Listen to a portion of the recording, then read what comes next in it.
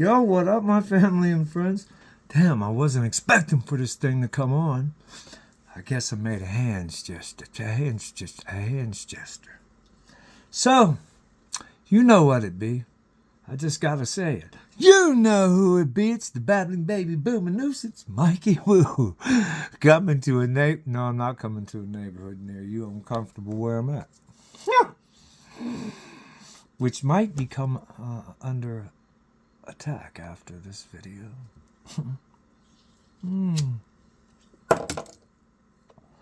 So someone said, yo, Mike, someone I talked to early this morning, who, by the way, sent me a link to a gazillion Charlie Kirk videos, of which I watched.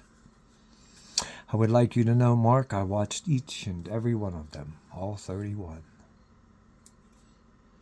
I can only conclude that I, too, am a Charlie Kirk. My skin might be white, but my soul's kind of black. And for those people that know me, you know what I'm saying. For those that don't, you will in future videos. But I am a white-skinned American male. I do believe wholeheartedly, first and foremost, unwavering, and I do believe in a God Almighty, that God of which is written in the Bible. I believe that He sent His only begotten Son to die upon the cross for my sins and the sins of this world. I do believe that the sacred bond of marriage was the marriage created in heaven between Adam and Eve, which signifies to me as a human being, of which is validated in the Bible. I firmly believe that marriage is between one man and one woman, period. I firmly believe that there are only two sexes on the face of this planet as God had planned it, male and female. I firmly believe that this whole LGBT community never-ending alphabet thing is nothing more than mental illness that was initiated on the very onset of the screen of Hollywood, perpetuated by media and just badass parenting. I believe in the Constitution. I firmly believe in free speech.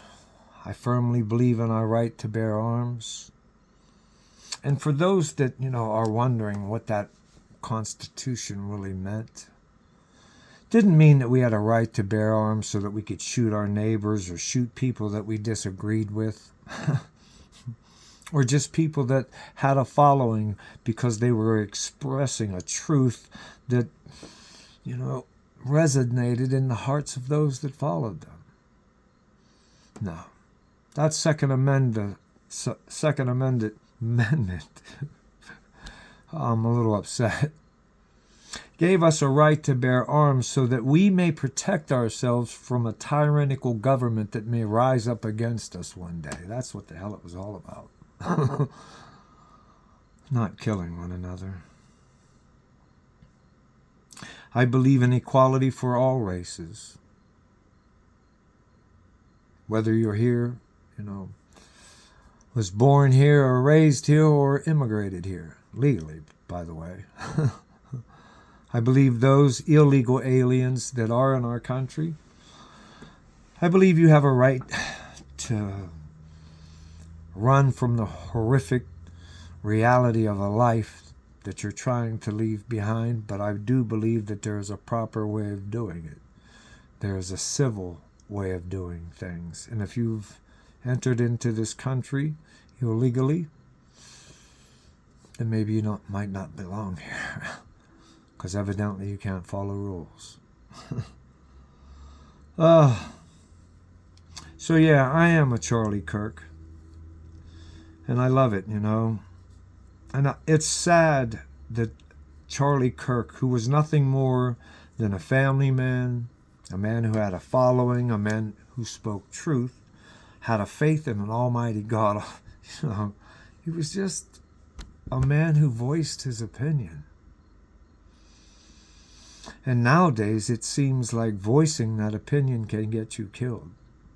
So I pray for all of my brothers and sisters who are street pastors, missionaries, those individuals that are out there voicing their opinions on the front line, attending to the streets, in the streets, attending to the homeless. I've been in those trenches. I had someone attack me with with a 2x4, all because I was handing out hamburgers. So I've been there, and it's going to get worse for Christians.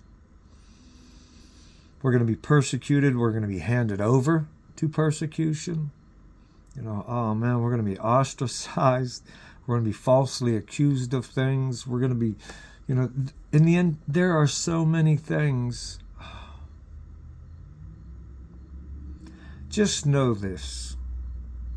For those good Christian and brothers and sisters of mine out there that are watching this video, when that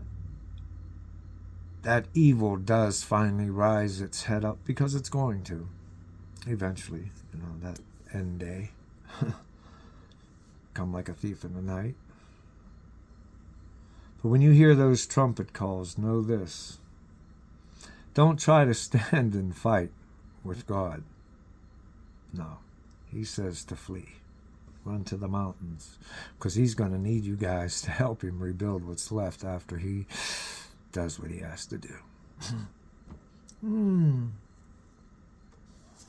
for those many brothers and sisters out there that feel a little disheartened right now about what happened to Charlie Kirk, think of those in the past: Martin Luther King, John F. Kennedy, Robert Kennedy, Malcolm X.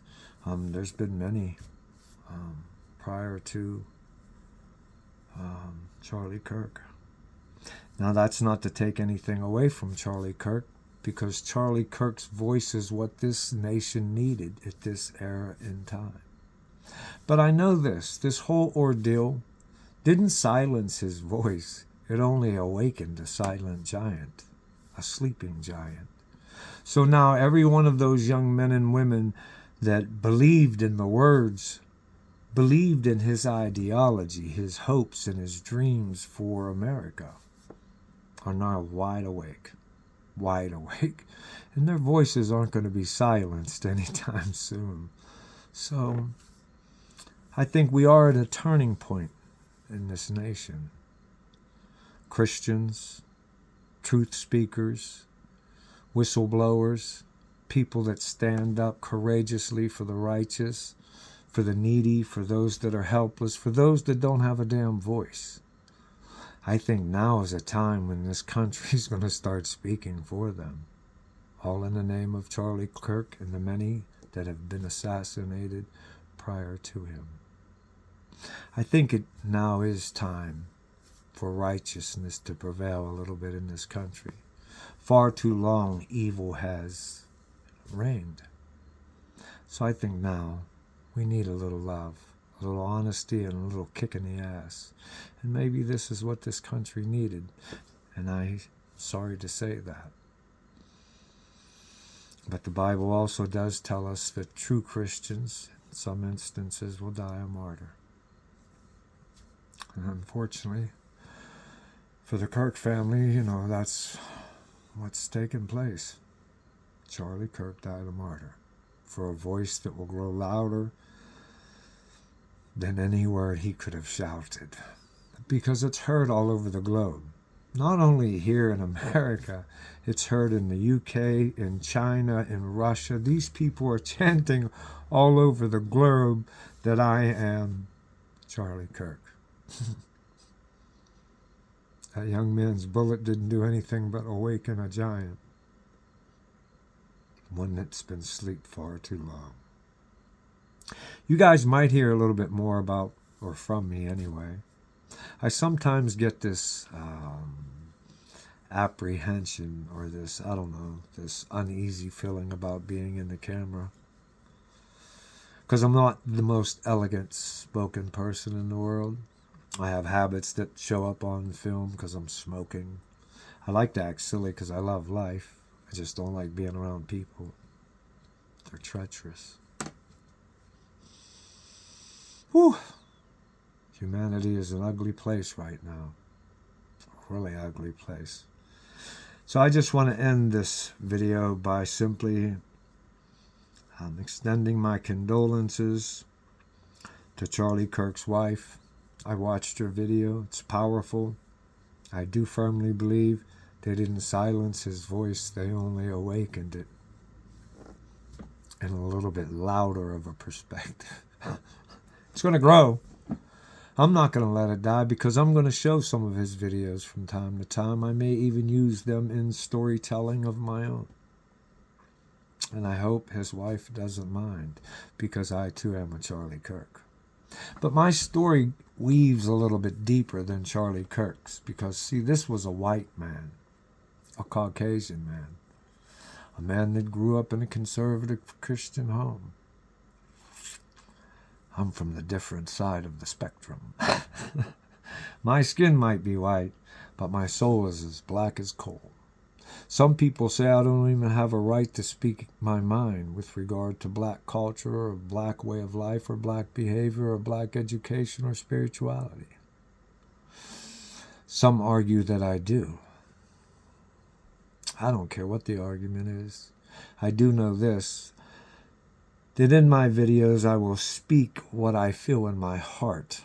And some of what I feel is simply a derivative of the environment of which I was raised in, which was nothing but concreted by experience throughout the evolution of the years that I've lived on this life, on this journey called life. Been through hell. I'm going to share some of that. I've seen a lot. I'm going to share some of that. I'll talk about some of the wars, some of the ugly, some of the assassinations. It's an ugly thing. We will never, the ugly thing about being in America or being alive or having a government, period. Not being alive, because being alive is a phenomenal thing.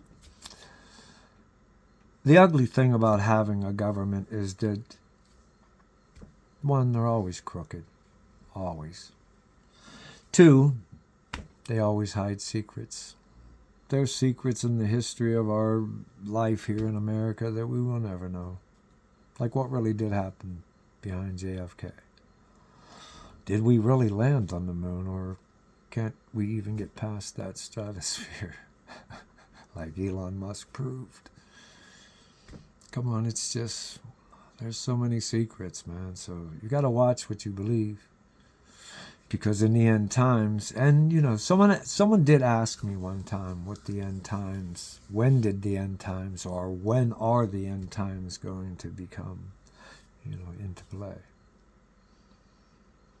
I had to think about that for just a brief second in time because I've always believed it and I stand firm on it.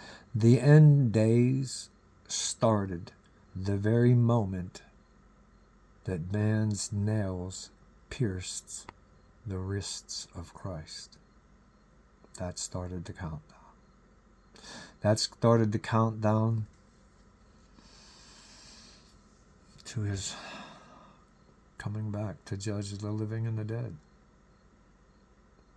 That was the beginning of the end days. Wars, rumors of wars. We're living in the end days from the moment that they pierced his wrists. So you have to think, it's been a long time ago.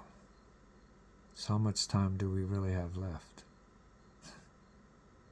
And how many more atrocities do we really have to commit to show just how ugly we can really be? And who really dominates?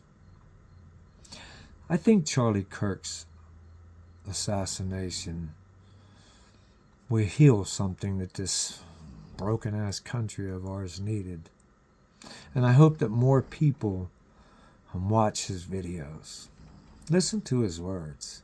Take out the whole ideology of race and just listen to his words from one human being to another. And you'll see he had a dream. He had a faith. He had a family. and he had a following. But it was his faith that cost him his life. So my fellow brothers and sisters out there, this is your boy, the babbling baby booming nuisance. Not coming to a neighborhood near you. No, sir. And I do want to say this. I know this video will never become viral or anything to that nature, and it will probably never get to the people that I intend this message for. But I want to convey a message and a prayer to all of the ministers, the street ministers, the missionaries, the men and women that are out in the trenches preaching the true gospel of Christ. Be safe. Speak loud. Be like a roaring lion. But be ever watchful. I love you guys. Have a great night and an even better life. And I got this little stylus of mine that belongs to this phone. My screen's broken, so it doesn't really respond. Oh, and I'm blind as a bat. Look, I can't even see that. Beep!